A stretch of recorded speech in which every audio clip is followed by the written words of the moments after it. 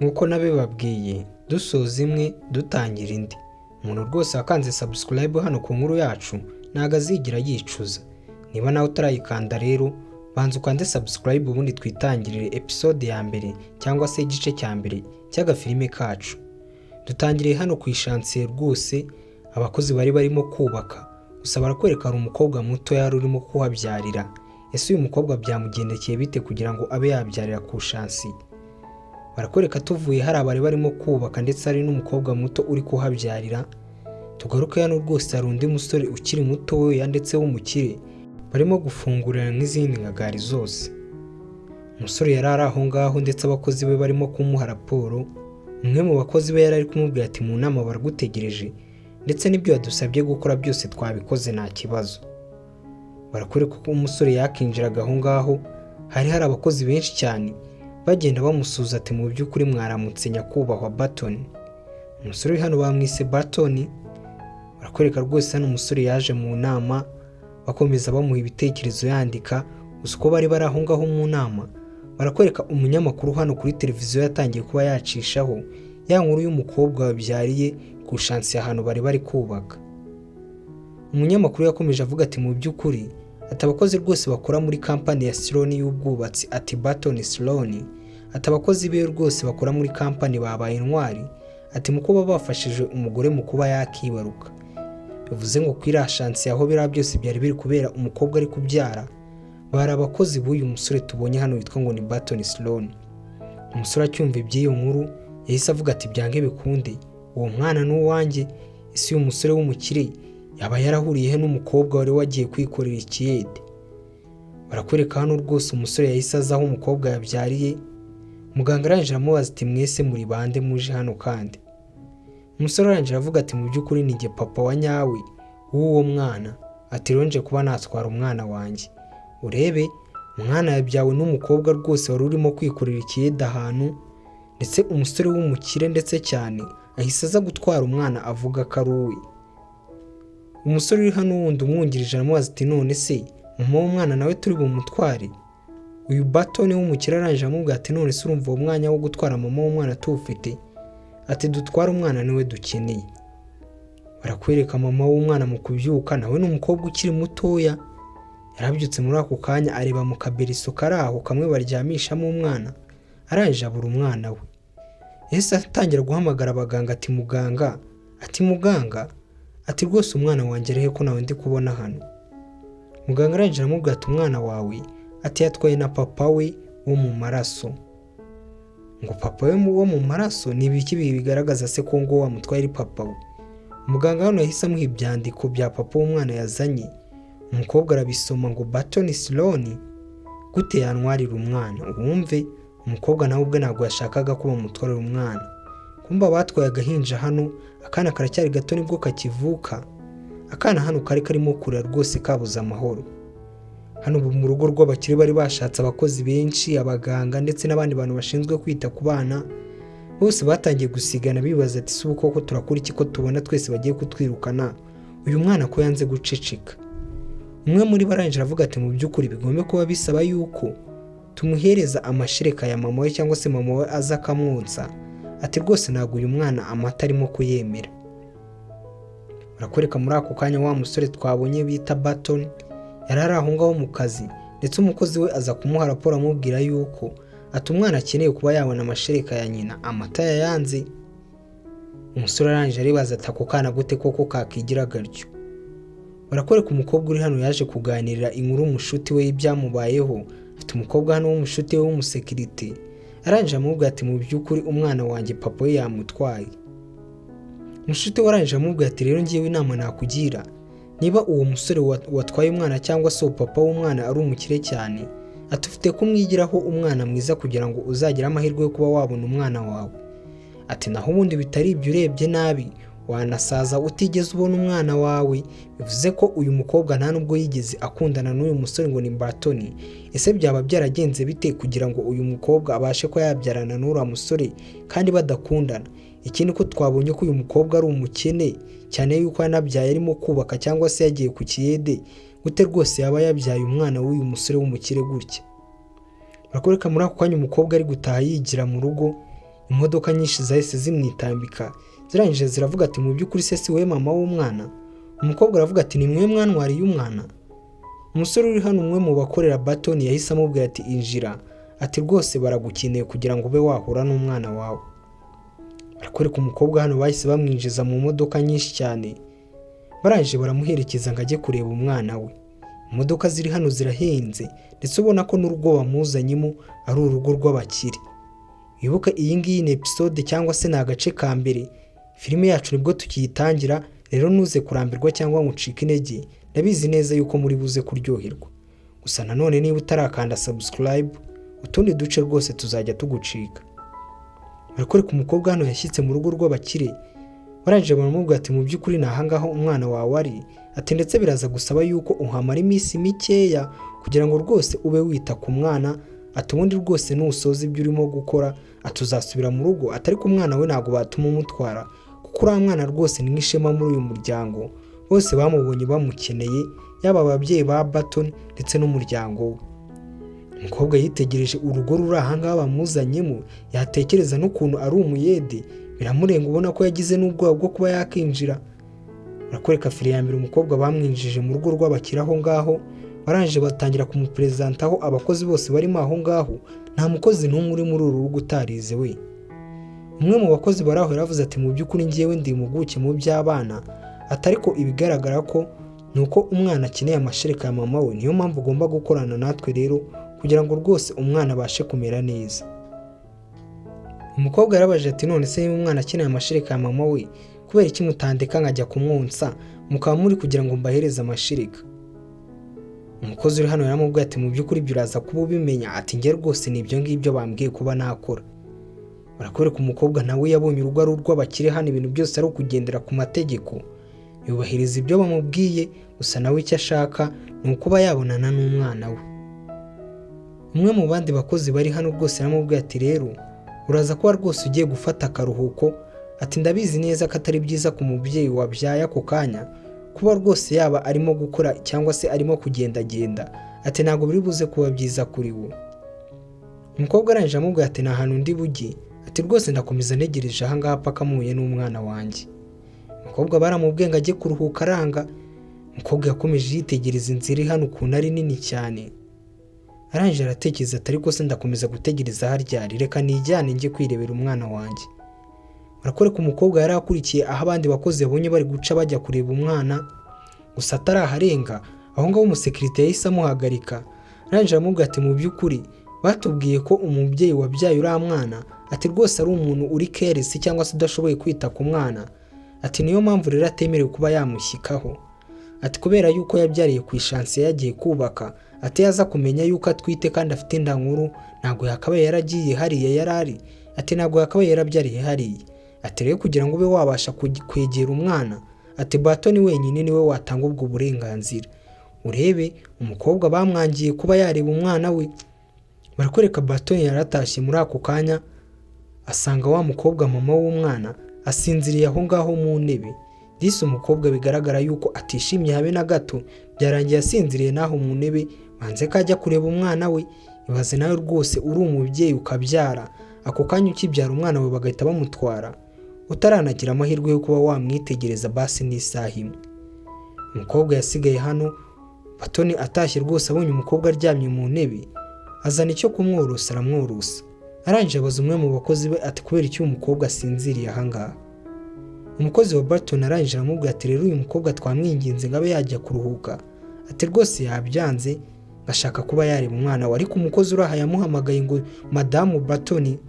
Umukobwa rwose ari mu bitutsi yahise ahaguruka avuga ati sinakubuje kumpamagara icyo kizina, ubwo izina ari kubuza yuko bamuhamagara ni madamu Baton. Yagiye kureba hano abona uwo ari kuvuga batagomba kumwitirira, ahagaze hano nawe ari kumva.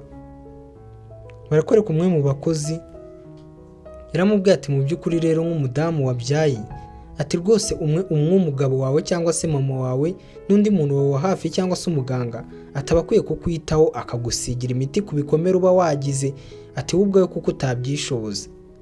Umukozi uri hano arangije avuga ati rero nyakubahwa Baton, ati rwose niba ari wowe umuntu uri hano wenyine, ati ni wowe wo kumufasha, ati rwose ndagusigiye, ati ubundi biba bigomba gukorwa n'umuntu wo mu muryango we. ubwo abantu babyaye rwose baba babyumva gatanu ku kandi. Umukobwa ahangaha yumvise by'uyu mukozi wo mu rugo ari kuvuga, rero ko uyu nguyu nubwo ari umukozi wo mu rugo ariko aba yaranize, abazi ibintu byinshi ku buzima bw'umuntu. Baravuze ati uyu mukobwa agomba kubanza yagenda akanywa rwose agasosi kugira ngo aze kubona amashereka yo kugaburira umwana. Umukobwa arangije avuga ati ariko njye ntabwo nkeneye umuntu untwara, ati mfite imbaraga zijyana, ati nshira hasi vuba ndibuze kwitwara. Umusore yaramwitegereje, umukobwa ari kumubwira ati nshira hasi ndijyana, gusa umusore yanze ko umukobwa yijyana. Umusore arangije amuterura amujyana muri dining cyangwa se aho barira kugira ngo umukobwa abanze yarye. Barakwereka muri ako kanya umukobwa bamuzaniye isosi nyine nk'umuntu wabyaye aba agomba kunywa agasosi rwose kugira ngo nyine abone amashereka yo kuba yagaburira umwana, ariko umukobwa nyine ntago ameze neza. Runo rugo rwose ntago ararwiyakiramo, cyane yuko ari inzu y'abakire kandi we akaba ari umukobwa w'umukene. Barakwereka umukozi uri ahangaha yaravuze ati rwose ibingibi birahagije, ati igisigaye ubu ngubu ni ukunywa isosi, ati kubera yuko mu kanya umwana ari buze kuba akangutse, ati kandi nakanguka ari buze gukenera kongera konka. Umukozi uri hano yakomeje amwinginga ati mu by'ukuri Madamu Barton, ati ni byiza yuko ufata ibyo kurya neza kandi ku gihe, ati kubera yuko ibyo nibitaza kuba, ati igihe utiyitayeho, ati n'uriya mwana nta buzima ari buze kuba afite. Barton yahise abaza ati none se ubundi gute umubyeyi nk'uyu nguyu rwose wonsa, ati rwose aba anywa agasosi kangana gutya. Ariko Barton uburyo yabivuzemo byakanze umukobwa. Barton yaravuze ati uyu mukobwa ari buze gutanga amata angana iki kandi ari kunywa kari akayiko kamwe konyine. Umukobwa arangije aratekereza ati se ari kuvuga ngo ndibuze gutanga amata njyewe ndi inka?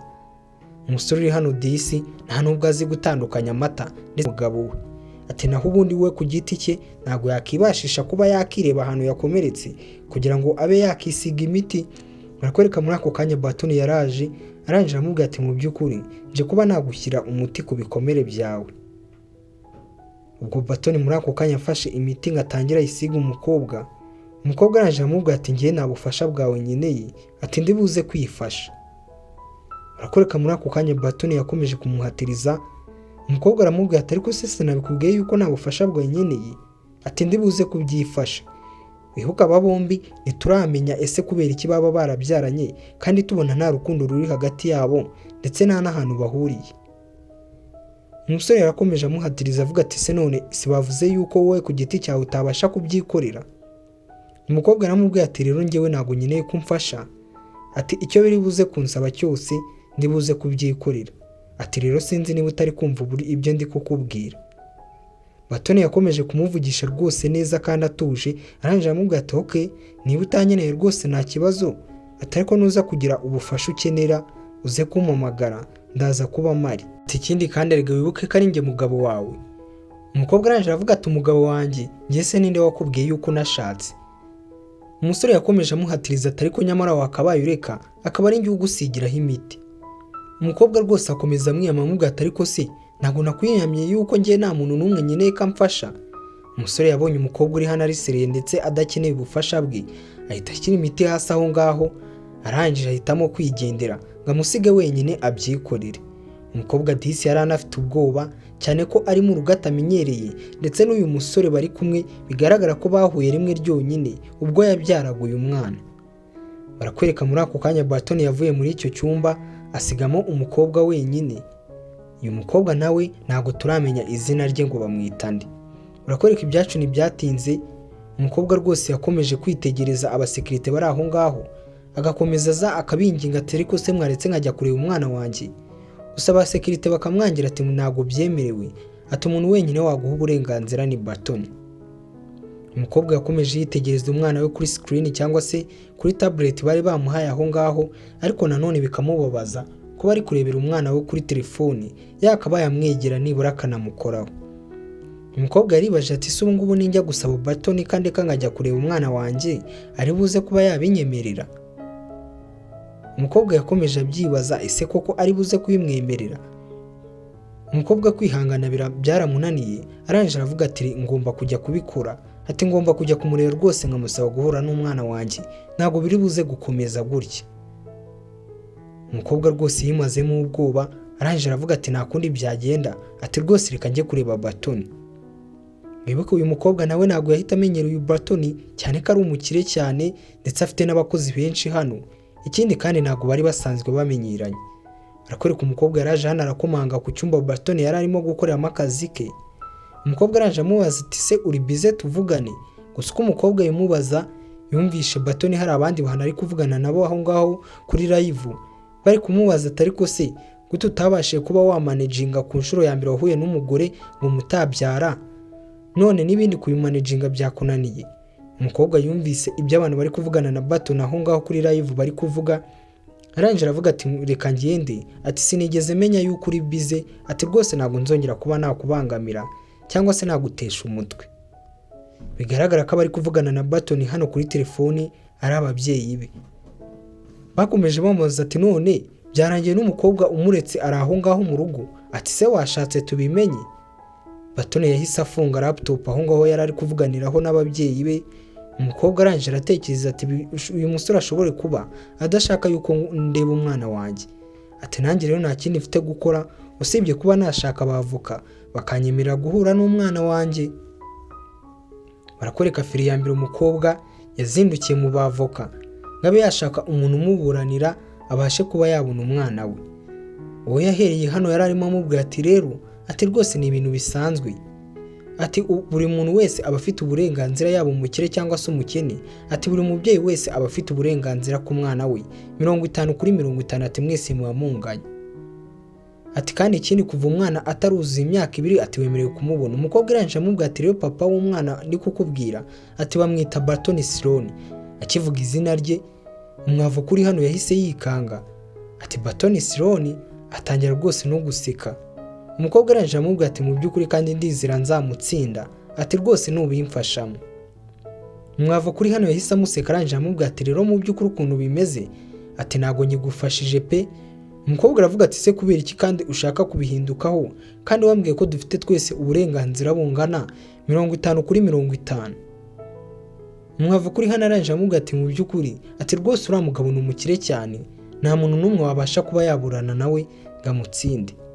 Ikindi kandi uko ubona hano iyi kampani yacu ati uwo mugabo niwe uyitera inkunga, ati nanjye ntago nanze kuba nagufasha. Umukobwa aramubwira ati niba udashobora kuba wamfasha ati ntago ari wowe mwavoka wenyine uhari, ati rwose ndaza kuba nashaka abandi bavoka.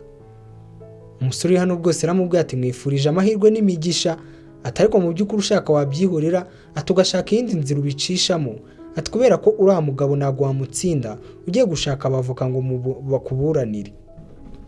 Ati ikindi kandi rwose wa mukobwa we mwifurije amahirwe n'imigisha. Barakwereka umukobwa yavuye aho ngaho aragenda, gusa akimara kugenda umwavoka yaraje kureba yahise afata telefone ndetse twumvise uriya Barton Sloan kari gutera inkunga iyi kampani yabo y'abavoka. Barakwereka muri ako kanya uyu musore w'umwavoka yahise afata telefone arahamagara, arangije aravuga ati ariko se Barton, umukobwa rwose mwabyaranye ko yaje hano kuturema ngo tube twakuburanira, ati rwose wamutwariye umwana. Ibaze umukobwa utaraje gushaka abavoka mu gihe yari atwite, ntashaka abavoka igihe mwaryamanaga, none akaba ari kubashaka igihe yabyaye. Ubwo uriya mukobwa se yaba ari kugira ngo atware izina ryawe atangire yitwe Mrs Barton? Bivuze ngo uriya mwavoka w'icyo ari kuvuga ari gukeka yuko uriya mukobwa ashobora kuba rwose ashaka kuba yatwara izina ry'uyu muryango cyangwa se yaba umwe muri uyu muryango kubera yuko yabonye wana ari abakire. Gusa twe twabibonye uriya mukobwa icyo agamije ni ukuba yabona umwana we gusa. Barakwereka ibyacu ntibyatinze, umukobwa yaratashye iwabo nyuma y'iminsi ndetse yazaniye nyirakuru we babana amafoto y'akana. Umukecuru hano atangira kwitegereza akana avuga ati mbega akana keza, ati mu by'ukuri aka kana ni keza, ati mbega n'ukuntu amaguru yakakomeye, ati umwana rwose azavamo umusore mwiza pe. Bigaragara ko uyu mukobwa yabyaye umwana w'umuhungu. Barakwereka rwose hano umukecuru yakomeje amubaza ati none se urabizi neza ko papa w'umwana wamusigiye ari buze kumwitaho? Umukobwa arangije aravuga ati rwose nyogokuru, atahana umwana namusize ameze neza nta kibazo ari bugire, ati cyane ko umuryango arimo ari abakire cyane, ati baze ko ari bo bakire ba mbere mu mujyi. Bivuze ngo uyu mukobwa we na nyirakuru we bona nubwo batuye mu mujyi, batuye ahantu mu gacyaro mu nkengero z'umujyi. Umukecuru aramubwira ati mu by'ukuri ni byiza, ati ndetse ugomba gukomeza ukagira uwo mubano mwiza hagati yawe na papa w'umwana, ati kugira ngo rwose umwana azakure neza ndetse na papa w'umwana azamurere neza. Umukobwa hano yakomeje kwibaza ati mwana wanjye ntegereza, ati ntabwo ndi buze kugutererana. Bigaragara ko uyu mukobwa atigeze abwiza n'ukuri nyirakuru we, adashaka yuko nyirakuru we bimutera guhangayika. Yamubwiye ko rwose ari we wasize umwana kwa papa we.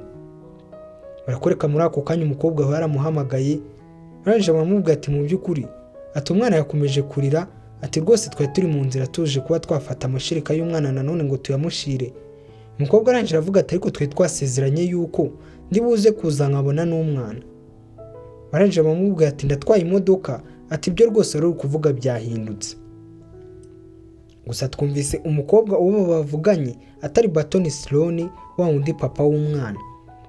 Umukobwa nawe akimara kumva yuko baje gufata amashereka yo guha umwana, yahise rwose vuba ayatunganya, arangije ayashyira mu kantu bayatwaramo. Gusa ngo bari bamwemereye kuba yahura n'umwana, none birangiye bihindutse. Barakoreka umukobwa yaraje aha ngaha muri salo y'iwabo, asanga Batoni yahashyitse ndetse ari kuganira na nyirakuru. Umukecuru ari kumubwira ati mu by'ukuri ndajya nkwita Batoni, ati iryo ngiryo rirahagije, ati ahubwo banza wicara aha ngaha. Barakoreka muri ako kanya umukobwa nawe yahise aza, yitegereza umusore ndetse yibaza ukuntu umusore amenye ku rugo rw'iwabo, yibaza n'uburyo ahashyitsemo. Umukecuru hano yahise avuga ati rero, ati rwose tuvayo ujye kuntunganyiriza imboga, ati umushyitsi agenda ariye.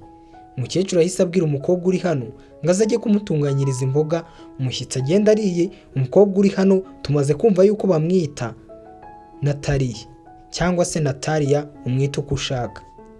Barakwereka Nataliya wacu yaje hano kuba yatunganya imboga. Umukecuru arangije aramubwira ati Nataliya, ati rwose ugomba kuba warekera kwitwara gutyo, ati mbere rwose ya papa w'umwana wawe, ati urabizi neza kandi ko ubu ngubu hano akiri umushyitsi muri uru rugo, ati ibyo ukora bikore vuba tumwiteho nk'uko bishoboka, ati umushyitsi uwo ari we wese aba ari umushyitsi. Uyu mukecuru gusa ntabwo aramenya yuko uriya musore yatwaye umwana w'uyu mukobwa ku mbaraga. Umukobwa yamubwiye yuko rwose ari we wasize umwana kwa papa we ku bushake bwe. Umukecuru aramubwira ati ibyo ukora bikore vuba, ati ikindi kandi ufite kuba wajya kuganira na papa w'umwana, ati rwose mugakomeza mwongera umubano wanyu kugira ngo umwana azakurire ahantu heza cyangwa se azakurire mu muryango wishimye. Icyo umukecuru atazi rwose ni uko uyu musore nta hantu na hamwe yahurira n'uriya mukobwa, cyane ko uyu musore ari umukire cyane.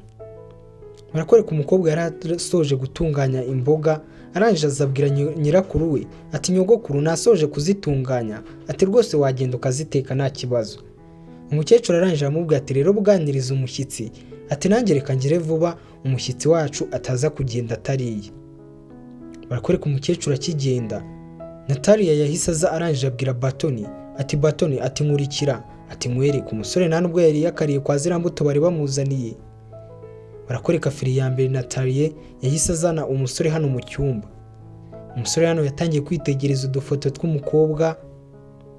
Umukobwa arangije aramubwira ati gute watinyuka kungira mu bintu, ati rwose ntabwo nkuzanyemo hano kugira ngo umfatire ibintu, ati ifoto yanjye yishyire hasi. Gusa umusore yanze kuyishyira hasi. Umukobwa agiye kuyimwaka, umusore ahita amukura aramwiyegereza. Umukobwa rwose yahise agira ubwoba ndetse yumva atanameze neza, yibaza ati ariko si uyu musore noneho ari mu biki. Umusore hano bigaragara ko imico ye itari myiza, niba atari urukundo afitiye uyu mukobwa ngo ni Nataliya. Umukobwa yaramubwiye ati ndekura, ati rwose nta kintu kimuza nawe usibye uriya mwana wacu ngo ni Yasiya. Bivuze ngo kari akana kabo gatoya bakise Yasiya, ndetse abantu bose muraza kugenda mubasobanukirwa. Wibuke yuko aka ari agace ka mbere ka filime yacu. Umusore yaramubwiye ati rega, ati ntabwo ari ibyo ngibyo gusa. Umukobwa yaramubwiye ati ariko ubundi ni iyihe mpamvu yatumye uza hano kandi njye wagombaga kuza nkareba n'umwana. Batoni arangije aramubwira ati se ubundi mbere ya byose hari ikibazo nkwereye itabi mo hano. Umukobwa aramubwira ati ntacyo bimbwiye, ati rwose nzashimishwa no kumva inkuru y'umusore ukiri mutoya rwose w'umubusinessman, ati rwose wapfuye wishwe n'itabi, ati iyo nkuru ninyumva izanshimisha pe, ati wegenda nywa itabi kabisa ntacyo bitwaye. Umusore arangije muri ako kanya yahise yinywera itabi, ubanza n'ibyo umukobwa amubwiye ntacyo bimutwaye. Umukobwa yakomeje kwibaza ati ariko se ubundi ni igiki kizanye umusore hano muri uru rugo. Umusore arangije aramubwira ati mu by'ukuri sinzatuma ibyo biba, ati rwose ntago nzicwa n'itabi kugira ngo wishime, ati nzakomeza mbeho, ati ikindi kandi ati umubiri wanjye ufite ubuzima buzima, ati kandi ndakeye kubizi. Ese ntago wibuka ko ijoro rimwe gusa twahuye byarangiye ari ugiye mu bitaro kubyara? Umukobwa arangije ararakara ati gute watinyuka kuvuga gutyo? Umusore aramubwira ati rero nashakaga kukumvisha yuko umubiri wanjye rwose ukiri muzima ndetse ufite n'imbaraga, ati kandi ibyo ngibyo umuntu wenyine ubizi ni wowe.